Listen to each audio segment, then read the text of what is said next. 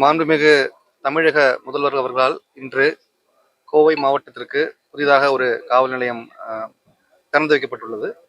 நீலாம்பூர் காவல் நிலையம். இந்த காவல் நிலையத்தில் மொத்தம் 8 மதர் வில்லேஜ், 23 ஹேம்லெட் வில்லேஜஸ் இந்த ஸ்டேஷன் லிமிட்டில் வருதுங்க.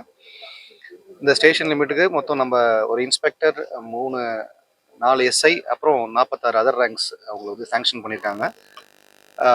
மிக விரைவிலே வந்து ஸ்டேஷன் ஃபுல் ஃபங்க்ஷனிங்கில் ஆகிறதுக்கான எல்லா நடவடிக்கையும் எடுக்கப்படும்.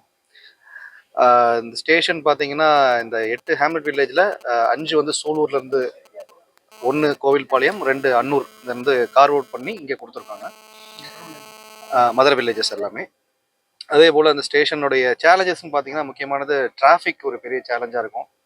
அதே போல் நிறைய கம்பெனிஸ் அண்ட் பிஸ்னஸ் நடக்கக்கூடிய ஏரியாஸ், ஸோ அது சார்ந்த இஷ்யூஸ் இருக்கும். அதே போல் ஒயிட் கலர் அஃபென்சஸ், இது 3மே ஒரு மேஜர் சேலஞ்சாக பார்க்கப்படுது.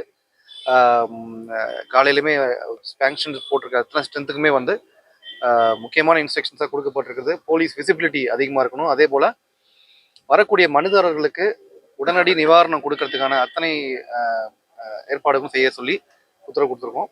ஸோ கண்டிப்பாக வந்து இந்த ஸ்டேஷன் வந்து இந்த லோக்கல் பப்ளிக்கு ஒரு பெரிய ஒரு யூஸ்ஃபுல்லான ஒரு விஷயமா இருக்கும்னு பார்க்கப்படுது.